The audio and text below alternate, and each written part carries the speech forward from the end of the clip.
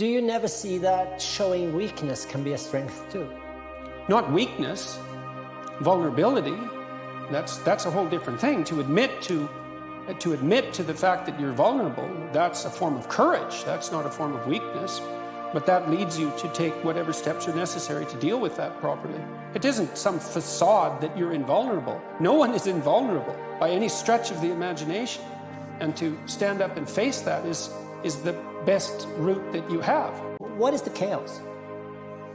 Well, I think the chaos is the uncertainty that so many people feel about the meaning of life and about their position in the world. That's fundamentally what I was aiming at. And what I'm trying to do in my online lectures and with my book is to provide people with a guideline to meaning. So one of the points that I make in my lectures, for example, is that we actually have a biological instinct for meaning that orients us in the world.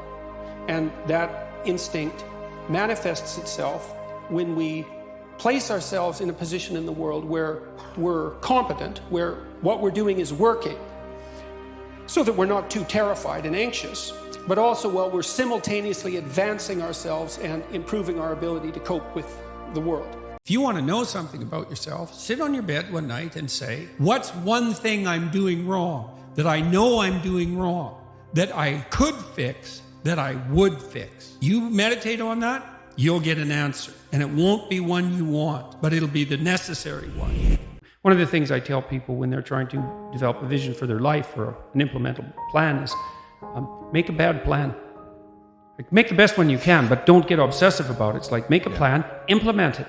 You'll figure out when you implement it why it's stupid, exactly, and then you can fix it a little bit. And then you can fix it a bit more, and then you can fix it a bit more, and then eventually you get a good plan.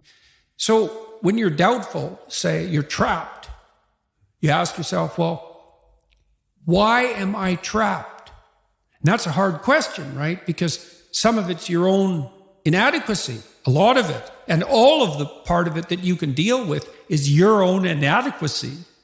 So even if it's unfair, even if you're hemmed in for any number of reasons, inappropriate, like ethnically predicated oppression, let's say, or maybe you're in a workplace that really is sexist in some fundamental sense. Well, that's not good. It's not just. It's not fair. It's not meritorious. All of those things. And maybe you shouldn't be there.